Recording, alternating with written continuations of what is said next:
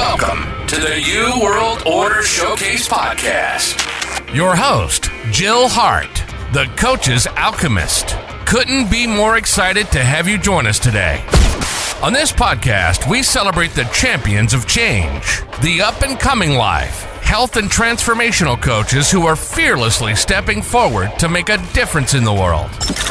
Get ready for inspiring stories, practical tips, and powerful moments that will motivate you to make a positive change in your life and those around you. We're happy to have you join us on this incredible journey as we dive into the world of life, health, and transformational coaches who are lighting up the path towards a better tomorrow.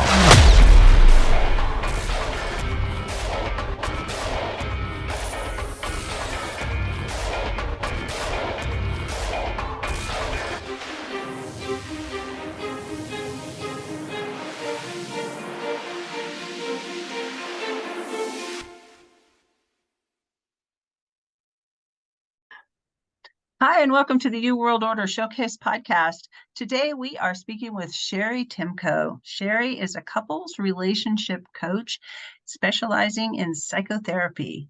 Welcome to the show, Cheri. I'm really excited to chat with you about this. I know you have personally a long relationship with your husband, and you're also an entrepreneur, which is always a challenge, and I look forward to the conversation we're going to have about that. So welcome to the show. Thank you so much for having me today. Yeah. So how did you get started in all of this, and how does it play into having a business and a marriage that works? I have been a psychotherapist for many years and realized that I just really love working with couples. There's something really special about having two unique people come together and create something that is just very different, very specific to the two of them.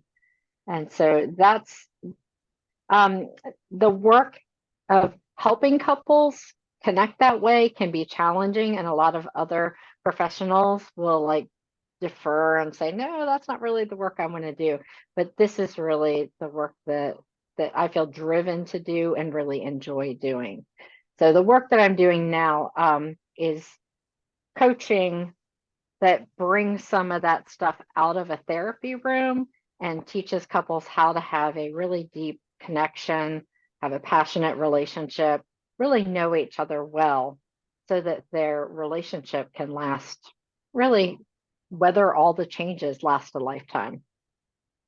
You find space is an important element in marital coaching? So do you mean space like having individuation so that people are still individuals? Yeah, just in terms of how you conduct your life. I've known relationships where the wife is so dependent on the husband that she doesn't make any decisions on her own. And I've known other relationships where the woman just makes all the decisions, and he's just along for the ride. If he wants to stay there, great. If not, who cares? Yeah, this is where that uniqueness comes in. I think of a relationship as the intersection of two different personalities. So some relationships you're really looking for the relationship that thrives for the two of you. And that structure may not make any sense to anyone outside the relationship. It's just very uniquely what the two partners agree is what makes them happy. So yeah, you can be in a relationship where there's a very codependent relationship, or where one or both partners depends on the other person so much that they'd have a really hard time surviving without them. But all the way to the other extreme, you can have couples who are very independent and there's very little overlap in their lives, and they also can have a really good relationship. So it's all about those agreements that you make with your partner, and making sure there's enough room for each person to grow as a person, but also having these agreements that keep them grounded and secure in life. Okay, so let's tie that all into having a business and the challenges of doing that while also trying to raise this baby up. this baby up. So I currently have two businesses, and one of them runs pretty smoothly. There's ups and downs in it, but it's pretty predictable. And then I have this other business that I call my colicky baby. And it's getting to the age that I need to start calling it like my colicky toddler or difficult toddler, because it just requires so much time and attention for it to run well that it would suck up every moment of every day if I allowed it to. So in terms of marriage, having a business is very demanding. And people always say, "Oh, you work for yourself. You have a lot of flexibility. You can do whatever you want." And I think you don't have any idea, because that's not really the way that works. In my therapy practice, I had to put a rule on my family that they couldn't change my schedule they had to give me 3 weeks notice. Now, how is that flexible and I can do whatever I want? That's not that way at all. So a business, particularly a new business, particularly a business that's in a growth stage, is going to take a lot of time and a lot of attention to keep things on track. And the tendency is to put your marriage on the back burner. It'll just keep functioning. And I've seen a lot of entrepreneurs that when they finally got the business running smoothly, they realized that they had sacrificed their marriage in the meantime. So I do think this is a little bit unique to entrepreneurship that maybe other couples don't face exactly the same way. Yeah, I, from personal experience, can tell you that it's a thing, and I've seen it lots of times. And in my own marriage, I mentioned before, I too have been married for a very long time, and find that communication is very key, and making time for each other. Even if you have to schedule it on your calendar, it's like those times need to be Sacred. sacred. Yeah. Thank you. It's your thoughts on that? Yeah, a lot of couples wait for date night or wait for a romantic getaway or vacation, and they say, when we get to that point, when we get to that place that we put it in the calendar, that's when we'll connect. And they really miss out on the benefit of these everyday, daily interactions. And what they'll say is they're too busy. What I know is if your partner knows that they are going to have 15 minutes of your undivided attention at some point, at some predictable point. So maybe like late in the evening, the kids are in bed, and they know that they're going to have your undivided attention for 15 minutes. Or if when you say goodbye in the morning, you say goodbye in a way that says, "I'm going to miss you.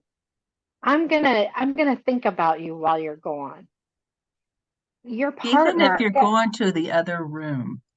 right, right.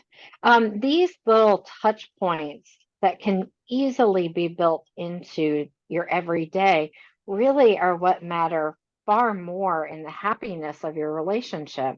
So, I think sometimes we think about it in these terms that are just much too big, and we need to think about that nitty gritty. All of us have 15 minutes.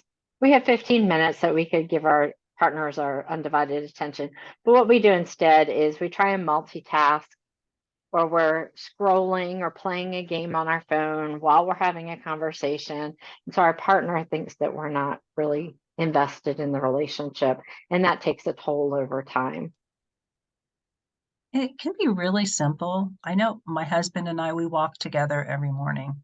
It's an Yeah. hour of time that we spend together. We talk about it the night before, when are we going to have to do it? So you can, do what the other things that I'm doing. He's retired now, so he's a lot more flexible, but that's also created a lot of challenges in our life because he was gone all the time for most of our relationship. So I did everything.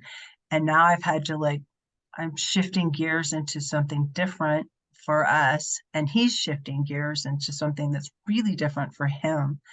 But just having those touch points, and we eat dinner at the table together, even if it's just the two of us every night.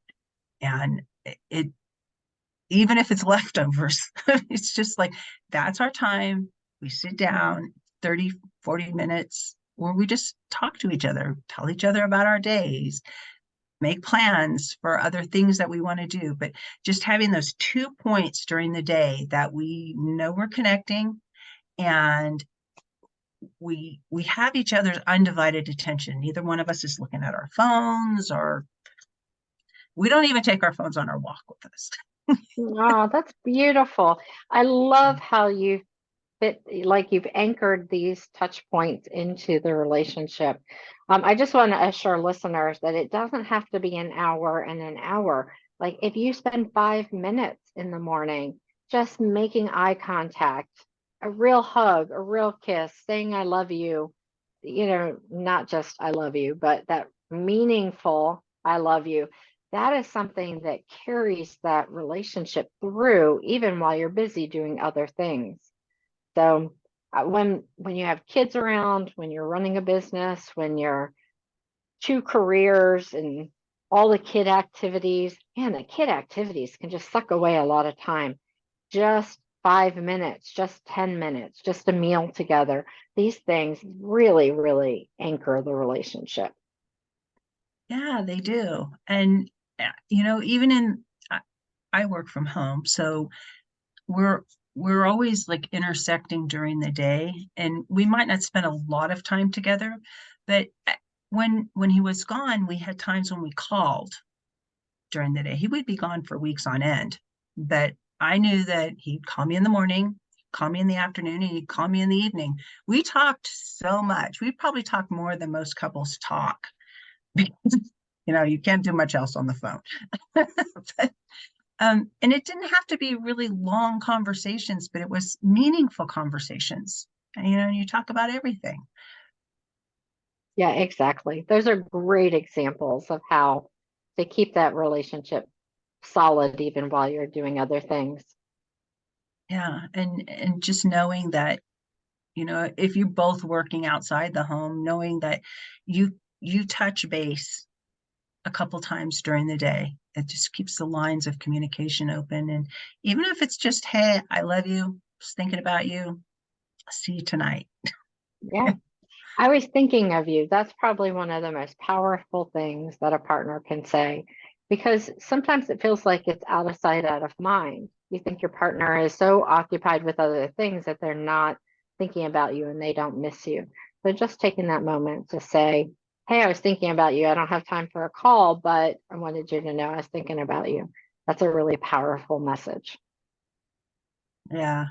And not being afraid to be silly with your partner, Mhm. and keeping life light. It can be so heavy a lot of the times because there's stress that's involved in life in general, but not having to have every encounter be super serious.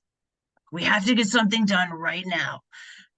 You can just have fun, goof off, Isn't tell it jokes. interesting that we connect with our partner in the beginning through fun and laughter, and Mhm. then we commit to each other and we give up most of that fun and laughter? So that is a real opportunity to build that connection with your partner.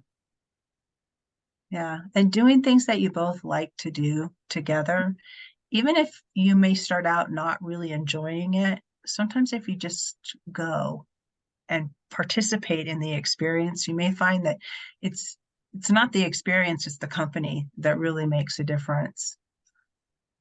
Yeah, doing fun things.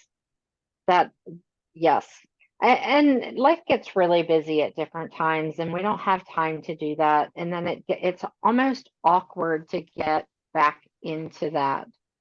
So remembering that you're supposed to be in seasons, and some seasons, are busier than others. But when you shift to a different season, you need to step back take stock again and say, well, what does fit here and how are we going to do this differently? Yeah, and nothing is a forever thing, like you're saying. Everything has a season, and seasons change and they progress, and one season is not the same as another, even if it looks similar. Like every summer is different than the summer we've had before, because progress. And I think relationships are kind of like that. They have an ebb and a flow to them. Sometimes it's more intense, and other times it's you know we're just treading water right now.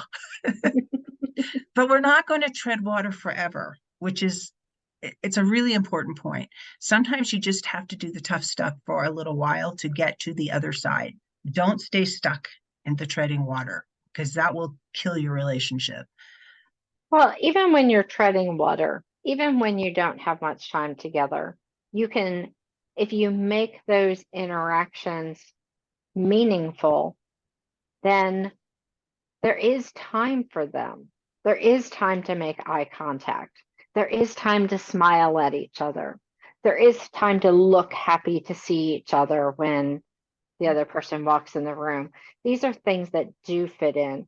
I think a lot of times people wait until they feel that overwhelming emotion for their partner, and that's when they do those things. But the other side of that is to make those good relationship habits. Then when your partner comes in, if you're in the habit of putting your phone down for 30 seconds, then there's time to make eye contact and say, hey, I'm glad you're here. And if you have times when you hug and kiss during the day, I mean, those little things, you may not feel like, you're really in the mood, but do it anyway, because it may spark something else for them. It's just like they can become habits, Yes. and those habits are touch points, and we call it changing electrons at our house. Changing electrons? Exchanging electrons. When you hug, you exchange electrons. Oh, I love that. So I have to ask what business your husband is in that you guys have exchanging electrons as your Well, he was a language. truck driver for like 25 years. He's just a silly, funny individual, and he comes up with these crazy things that he talks about. Like, Oh, that sounds fun. it is fun, but it's fun because we continue to make it fun, and we don't take things so seriously, and we pick our fights. Yeah. And every couple has conflicts. You're supposed to have conflicts. You're two separate people with two different ways of looking at the world. Mhm. So that's where that intersection of two personalities comes in, is that you're not supposed to be the same person.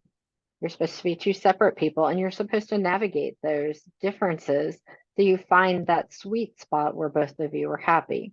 So, yeah, what you bring, really honoring that, but also figuring out how that you're going to make that work together. One suggestion that I have for people that I've figured out over the years is don't play the victim. When Ah, you're getting into conflict over something, the main point of any discussion that you have with your partner needs to be to empower them to make a decision that benefits both of you.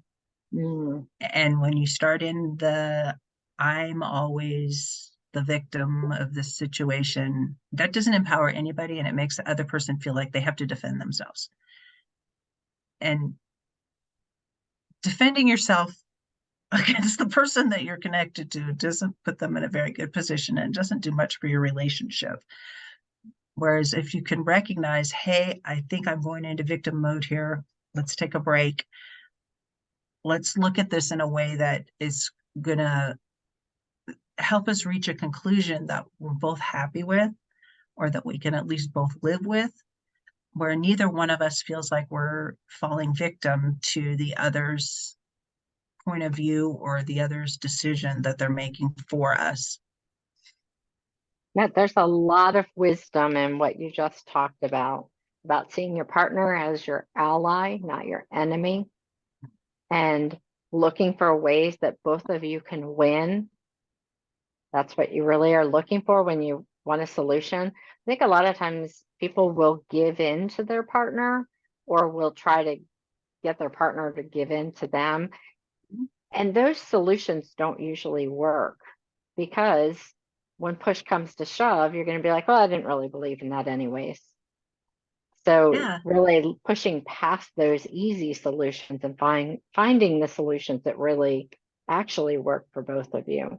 But that takes, some investment of time and openness and thinking outside the box sometimes. And that means that you can't have like a 10-minute one and done conversation. It might be a conversation that you keep picking up and talking a little bit more about until you get to the solution. And understanding how your partner thinks. My husband and I built a camper out of wood for our flatbed trailer. And I built a lot of it, but we had a lot of conversations. And during the conversations, I learned a lot about who he is and how he thinks and how he processes information.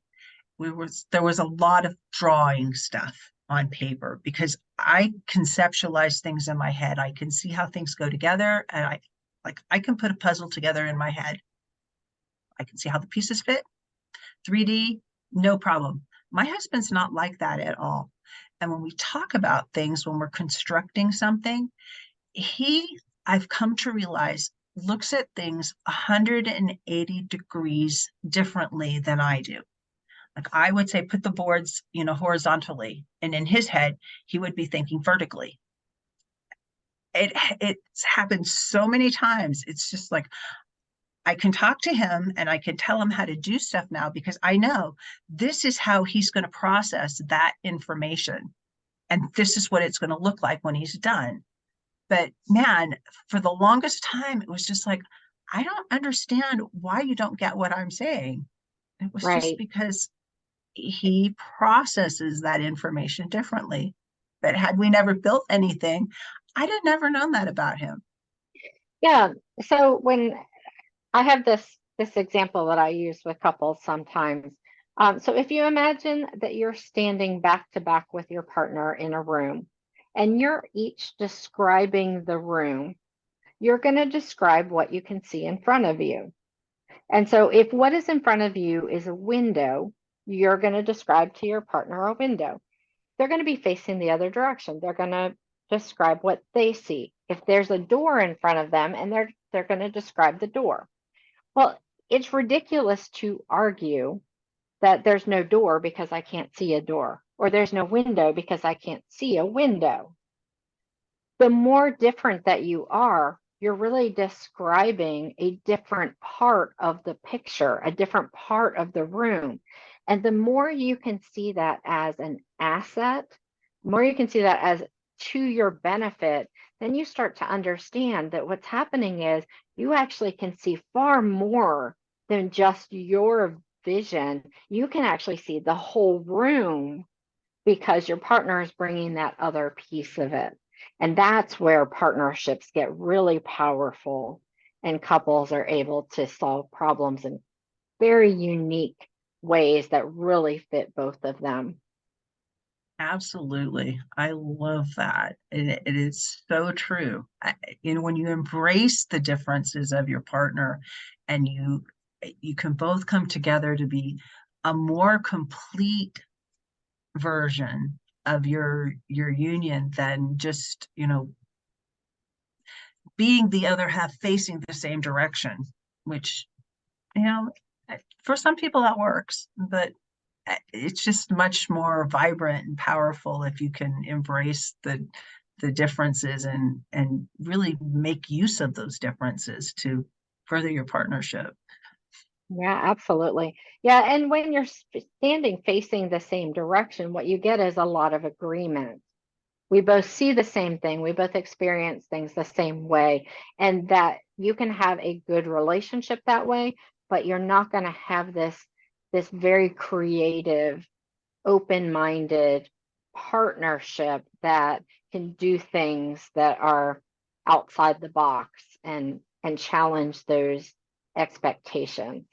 So that's where entrepreneurs, when you can really embrace that in your partner, you can also bring lots of new energy and lots of new creativity into your business. Now, the opposite is true too. For a lot of people running businesses, like this is also a source of a lot of energy and a lot of creativity because we're creating something that didn't exist before. And it's often tied with a mission or something that we feel very passionate about. So then bringing that energy back to the relationship also helps keep that relationship vibrant as well. Yeah, that is really true, especially if you have a mission and the mission energizes you so much. If you can't bring it back to your relationship, if you can't talk about it, and if it can't lift your relationship up, that's going to cause problems. Yeah, It's really hard to be one thing in one place and something else somewhere else. it's such a fine balance of all these different pieces. It really is. It really is. So you have a Facebook group. It's called Date Night Community. You Yes, want to tell us yes. about that? Yeah, so this is one of my passion projects. I love working with couples. I love working with couples when they're in that, what I call roommate syndrome, where they're just kind of treading water and, they're getting out of sync and they're just kind of using their energy for lots of other things and not investing that in the relationship itself, so that the relationship itself isn't feeding the rest of their lives. So, date night community is based around the encouragement to spend time with your spouse. And I have resources in there so that you can be more connected with your partner. I do conversation questions so that you have new topics that you can talk about, or thought-provoking topics that you can bring to the time that you spend together, whether that's an official date or whether that's taking a walk or eating a meal together. You can use those to deepen the relationship. So yeah, I encourage couples, individuals or couples who want to deepen their relationship to join me over there. That's awesome. And we'll put the link in the show notes below because that's really, it's a great thing because sometimes you just don't know what you're going to say or you need a topic to talk about. You also have the 3 relationship habits you need today. Do you want to talk a little bit about that? Yeah, these are these relationship habits that we've been hinting about throughout this conversation. Um, Having relationship habits makes the rest of your relationship go really well. And if it is a habit, it means it happens every day. And it doesn't mean that every single time it happens, it's going to be like this really powerful, meaningful experience. But if you have a habit and you do it 7 days a week, even if you only have a meaningful interaction twice a week, you still have those. And you wouldn't have had them if it wasn't a habit. You would have been waiting for the stars to align. So the habits that really make a difference for couples is having a ritual in the morning, which connects them. And that can be as simple as, good morning, how'd you sleep? What's your day look like? And then having some time in the evening where you would connect and really know what happened in each other's lives. So we're really talking about 15 to 20 minutes where you each talk about your day and just have some connection around that. And then at the end of the day, having a ritual that says, I'm glad you were part of my life today. And we're at the end of it. Often that is a good time when couples share some affection or curl up together and fall asleep. But it also can be watching, curling up together, watching something on TV, or sharing some things that they came across on social media. So having those anchor points that really help you stay connected, even if you're doing lots of other things with your time and energy. Having a good relationship is not about staring into each other's eyes for hours on end. It's really having a connected life so that throughout the day you feel like there's someone there who you are connected with and who has some of the same missions and goals and understands you. So these relationship habits become the anchors for the relationship. I love that. I love that a lot. And I think as people embrace these, it makes having a business and a marriage that's successful work much better. So what's the one thing, well, let me ask you this. How do people work with you? I don't think I asked that yet. Yeah. So in my coaching, I run the Date Your Way Back to Desire program. It's a 12-week program built around 6 dates.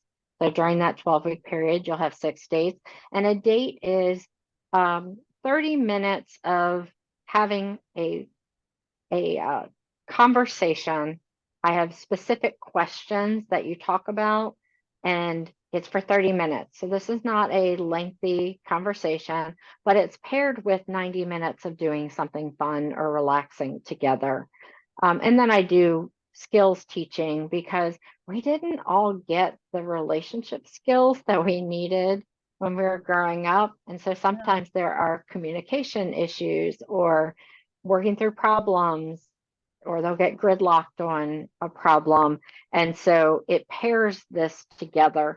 But the whole purpose is to connect through fun the way that you did at the beginning of the relationship. So that program I find to be really powerful for couples.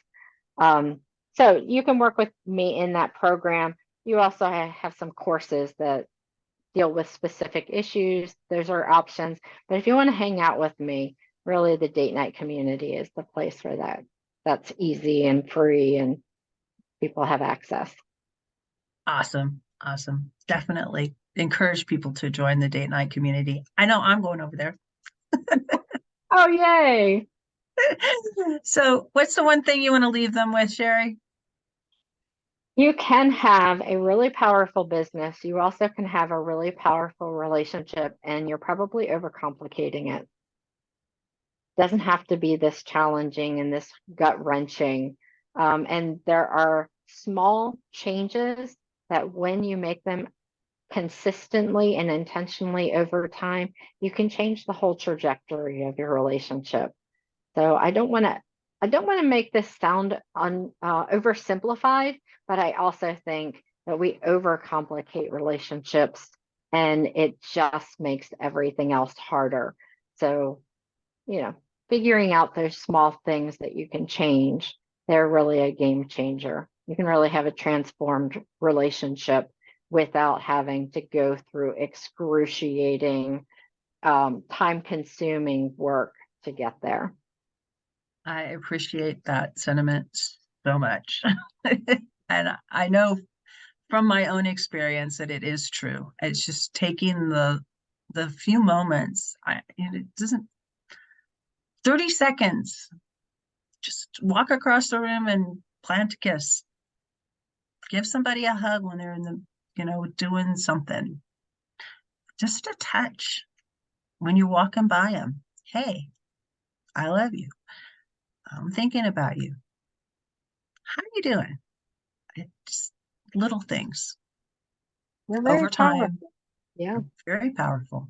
And if you feel like you're not getting it back, if you start giving it, you'll find that it comes back to you because people will mirror what you're doing for them. So if you're ignoring your partner, you'll be pretty much assured they're going to be ignoring you too.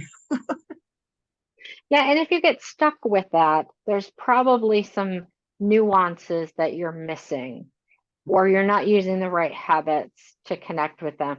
So those are all things that are figure outable. So don't stay stuck. Don't stay thinking that this is the only thing you can get from this relationship. Absolutely.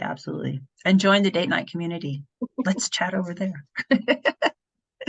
Thank you so much for joining me today, Cheri. It's been great. Oh, it's been my pleasure. Thank you so much for having me. Thank you so much for tuning in to another empowering episode of the You World Order Showcase podcast. We hope you've enjoyed hearing from our incredible life, health, and transformational coaches who are making a profound impact on the world. Remember, change begins with you, and you have the power to transform your life and the lives of others.